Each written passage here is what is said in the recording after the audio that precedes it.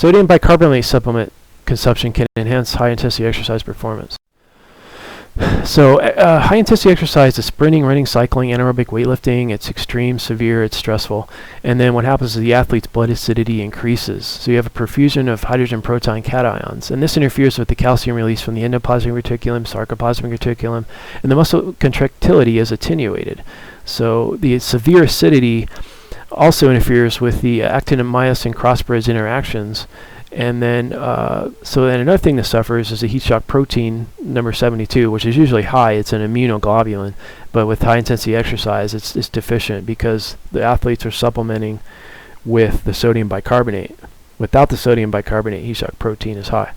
But they also have the PGC1 alpha, a mitochondrial biogenesis protein, and that was increased for the aerobic component. Ergogenic time and optimal dose are the critical variables. Pills are easier to measure. Optimal dose ranges from 0.3 to 0.5 grams per kilogram. However, the 0.4 and 0.5 grams per kilogram sodium bicarbonate may induce gastrointestinal distress. So the 0.3 grams per kilogram is safer. And they would ingest at 60, 90, 120, 150, and 180 minutes before exercise, which is about 1 to 3 hours. So it's always before exercise. Your natural human endogenous buffering removes plus 62% of hydrogen protons without the supplementation from the sodium bicarbonate. So if you take the sodium bicarbonate, it'll increase the buffering, the neutralization of the hydrogen. And then athletes had to abstain from caffeine and ethyl alcohol 24 hours before research. And so at the University of Hull, they did some review studies, and they determined that the 0.3 grams per kilogram athlete body weight of sodium bicarbonate is safe. They'd ingest it 60 to 90 minutes before exercise, 60 to 90 minutes, hour and a half. Higher doses of 0.5 grams per kilogram or 500 milligrams should be consumed with carbohydrate for safer digestion. So there is a risk if you exceed 0.3 grams per kilogram of athlete body weight. And in Coventry University, their popular cycling studies, they had 9 of 10 athletes exert 100% of peak work. When they increased the work to 110 and 120%, they didn't show a performance enhancement. But at 100% of peak work, they increased time to fatigue increased by plus 17% in 1 minute. So that was a good effect, beneficial effect. And the cyclists ingested 0.3 grams per kilogram of their body weight in sodium bicarbonate.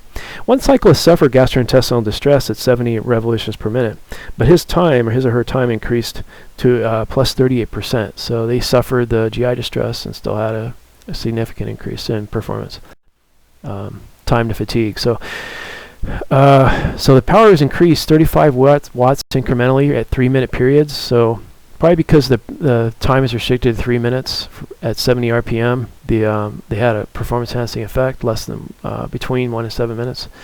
So the pH rate of change, the individual athlete or cyclist tolerance, high or low responder to sodium bicarbonate, and modified physical training were critical aspects of the research.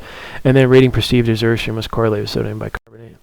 So McMaster University in Hamilton, Ontario, Canada, they analyzed rats concurrently with the humans, and their time to exhaustion increased plus 52% greater. Their respiration increased, and their PGC1 alpha mitochondrial biogenesis proteins were augmented greater also. That helps with the aerobic component, which is small. And then randomized counterbalance, 1 week recovery between HIIT sessions, high intensity interval training. So you don't want to do it every day. It's every week, every 48 days. And then you have 59% carbohydrate breakfast, 600 kcals.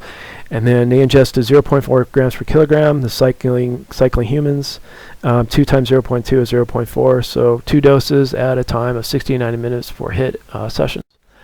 And so they showed the PGC1 alpha mitochondrial biosynthesis increased, which helped with the high intensity exercise. The messenger RNA expression increased, the signaling cascades increased. So, and then athletes, the cyclists consumed water ad libitum for euhydration. They experienced some amplified glycogenolysis. Cyclists performed at 90% of their heart rate maximum, so that individual workloads could increase 74 to 78% of their work maximum. And then the power ranged from 223 to 303 watts, involving high intensity interval training.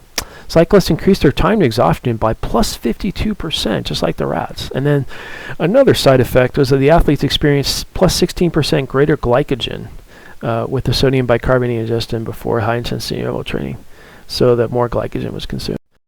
And then in Western Sydney and Penrith, Australia, and University of Hull, 7 cyclists performed a warm-up at 50 watts and then gradually increased power at 30 watts incrementally. And they consumed a half a liter of water with the sodium bicarbonate pills. No caffeine, no alcohol, no fat, 24 hours before sprint cycling events at 60 RPM. As I indicated before, the heat shock protein 72 is an immunodefense globulin that was diminished with the sodium bicarbonate ingestion. So you lose some immunity with the sodium bicarbonate, according to Western Sydney in Australia. And the 7 cyclists exerted peak power 300 watts, angular velocity 60 RPM, and higher frequency.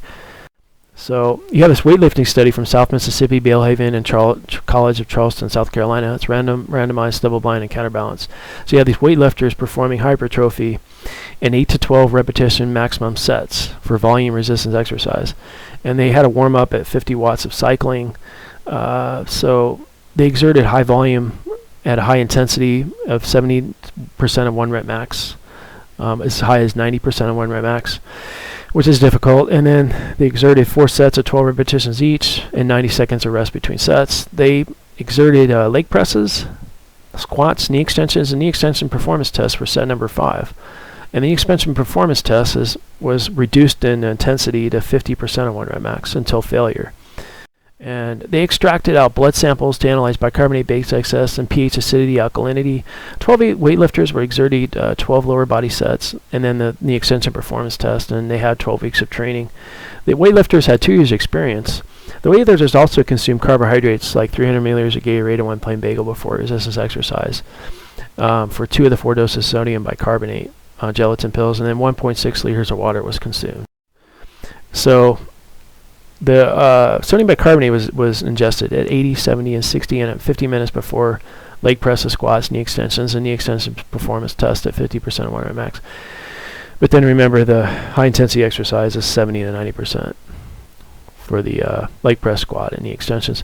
So the conclusion here is repetitions increased 4.5% in contrast with the placebo group when the weightlifters ingested sodium bicarbonate and carbohydrates before squats, leg presses, knee extensions, and knee extensions performance tests. So they had 2 athletes felt nauseated, 1 had eructation and lightheadedness. So there were some adverse side effects from the sodium bicarbonate. And there's this argument about growth hormone being attenuated, even though they had a performance enhancement at 4.5%. Repetitions increased 4.5%. And carbohydrates reduce the gastrointestinal distress and the cortisol to help with the hypertrophy. However, you need more growth hormone, so they debated whether the acidity had affected that. So they made the bicarbonate may have weakened the growth hormone, maybe. So that chronic consumption of 0.4 grams per kilogram for 8 continuous weeks improved performance, and then for the rats 11 weeks. So it can chronic ingestion of sodium bicarbonate can help improve performance also. In Tasmania, Australia, just to reinforce the concept, if the cycling or the weightlifters are only exerting 10 to 30 seconds of exercise, that's not really effective, but 2 to 4 minutes definitely is effective. And they argue that the calcium release from the sarcoplasmic reticulum is interfered with, it's disrupted, it's attenuated, so that affects muscle contraction. And then lactate obviously is secreted between 5 seconds and a few minutes, so you always have some lactate. But the buffering inception, the neutralization of the sodium bicarbonate, the neutralization of hydrogen occurred about 60 seconds or 1 minute of higher intensity or anaerobic exercise. In Switzerland, they had a study, double-blinded, placebo-controlled, randomized. They had a warm-up, 5 minutes, 75% of peak power, and then they randomly increased power at intervals of 85, 90, 95, and 105% of maximal peak power. And they had 10 trials, and they were supposed to exert 80 revolutions per minute. However, if they fatigued at 75 revolutions per minute RPM, then the sessions were supposed to be terminated. So minimum 80 RPM. And then they concluded the time to fatigue was increased by ingesting sodium bicarbonate with 3/4 of a liter of water. So they did increase performance, the time to exhaustion. And then glycogen was depleted greater because of glycolysis and glycogenolysis stress. Potassium was balanced with calcium for cell homeostasis. And then the hydrogen protons interfere with this. So they have this plasma volume expansion effect where the sodium retains water in the sodium bicarbonate. And the high dose of 0.5 grams per kilogram does dilute out the acidity. However, you have definitely stress from the increased plasma volume. So But they did conclude ultimately that at critical power, the cyclist's time to fatigue was increased when they consumed sodium bicarbonate at 0.3 grams per kilogram. So, and this occurred between 10 and 20 minutes. So definitely not an hour or longer. And then the slow component is the excess oxygen beyond the lactate threshold, and they showed that the sodium bicarbonate did not improve the slow component. So the reason is the time period is a whole 30 minutes at 80% of the VO2 max. So because the 30 minutes exceeds the 1 to 7 minute time period, the slow component was not attenuated. Slow component makes you slower. So the cyclists weren't successful with the slow component. And then in Germany, they had 11 male athletes consume 0.3 grams per kilogram of sodium bicarbonate in 4 trial bouts of 30 seconds each. So it's very short, but 2 minutes total. So they ingested 0.02 milliliters per kilogram of water to dilute the sodium bicarbonate. They had to warm up 50% of VO2 max for 10 minutes. But they discovered that the cycling athletes' lactate to hydrogen co-transport did not change significantly when they ingested sodium bicarbonate before 4 trials of 30-second duration. So the lactate hydrogen co-transport was not improved significantly.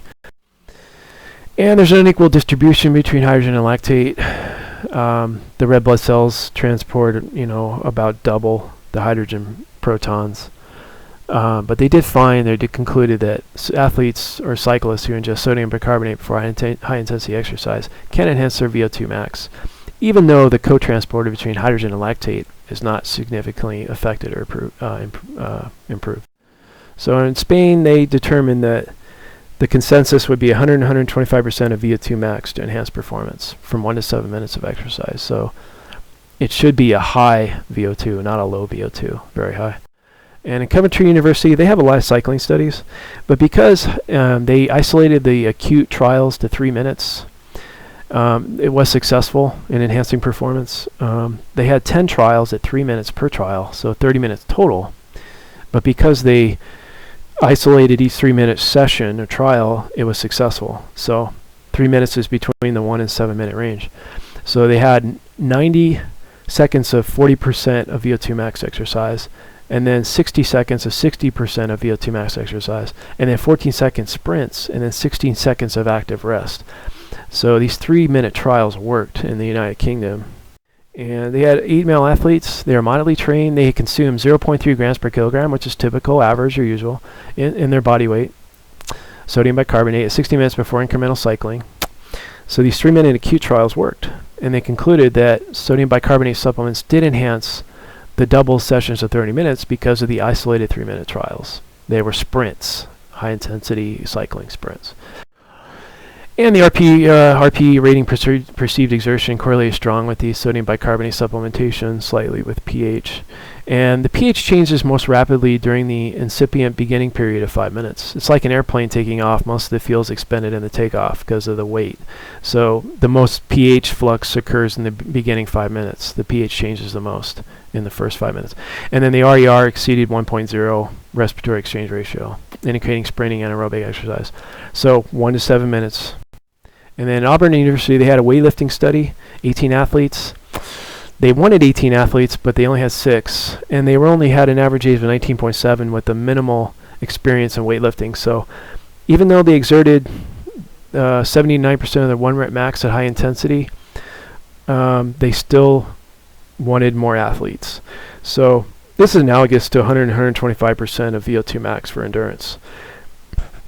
Athletes were euhydrated, and they consume sodium bicarbonate at an hour, 45 minutes before exercise, which is in the 1 to 3 hour typical standard range of ingestion of sodium bicarbonate.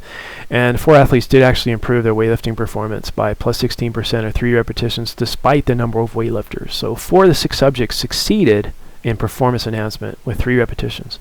However, they wanted 18 athletes. And then in Monash University in Victoria, Australia, randomized counterbalanced double-blind study. It continued for 60 minutes, but because it was so long, they didn't have any interruptions or any disruptions in the cycling, so they didn't have any performance enhancement. It exceeded 7 minutes. So their power production was not significant either. And they were trying to exert 469.2 kilojoules of sum total workload as fast as possible. And in doing so, for the second session, They measured a time of 28.67 minutes, so they continued cycling for about a half an hour at 28.67 minutes, and they didn't have a performance-enhancing effect because it was too long. It was prolonged, it was protracted. So they exerted between 70 and 80% of their VO2 max because they were thoroughly and well-trained. They were expert cyclists until they generated the 469.2 kilowatts or kilojoules of work. And they consumed 0.3 grams per kilogram of their weight while drinking 3 milliliters per kilogram of water at 15 and 30-minute intervals during the cycling. So in Monash University in Victoria, Australia, the athletes were donated 8 milliliters of blood. The scientists analyzed lactate, bicarbonate, and glycogen depletion. And they didn't measure a metabolic effect. They were looking for metabolic changes in bicarbonate, glycogen, and lactate, and they didn't measure a metabolic change. They did measure a difference between the control group and the cyclist group. The cyclists produced 1 to 2 millimoles per liter greater lactate, even though they ingested sodium bicarbonate 60 minutes before 60 minutes of cycling session. So muscle metabolism was not altered significantly, and so this proves that you need to restrict the time to 1 to 7 minutes rather than a whole 60 minutes of sodium bicarbonate cycling. So it didn't work because the time is overextended at 60 minutes. And then the ultimate conclusions here. So hydrated athletes should ingest a minimum of 0.3 grams per kilogram of sodium bicarbonate supplements. A range of 0.3 to 0.5 grams per kilogram of body weight could work at the risk of gastrointestinal distress, GI distress, and then cortisol, which attenuates growth hormone. So at least the acidity attenuates the growth hormone, but depending on if it's too alkaline, the growth hormone doesn't work. But they need to drink 500 milliliters to 1.6 liters of water or ad libitum. And they should also ingest carbohydrates at 1.5 grams per kilogram of their body weight or 3 milliliters per kilogram in water so that gastrointestinal distress is minimized less or prevented. And so the bicarbonate is successful for acute endurance exercise that's anaerobic or acute resistance weightlifting exercise with barbells and dumbbells. Athletes should engage in 1 to 7 minutes of high-intensity maximum anaerobic exercise for about a 6-minute period, but a 1-minute trial is not long enough. It has to extend beyond a minute. And then the lactate concentration and glycogen expenditure usually increases sodium bicarbonate because of the anaerobic effects. So more glycogen is expended and depleted, and lactate increases. And then for my final slide, athletes always separated their sessions by a week for recovery and regeneration. Caffeine and alcohol were not consumed because they have an ergogenic effect. Fasting for 3 to 6 hours, but 6 would probably be better. Evacuate the stomach. Stomach evacuates in 2 to 4 hours. So you want to have some fasting before they eat their breakfast. And then you would want more than 6 athletes in a weightlifting study, preferably 18, to show more statistical accuracy and significance. And then weightlifting is exerted between 70 and 90% of 1 rep max for weightlifting resistance. Or for endurance, anaerobic endurance, 100 to 125% of VO2 max. And or 100% of maximal peak power, so 100% of work, and here's my listing of bibliography references.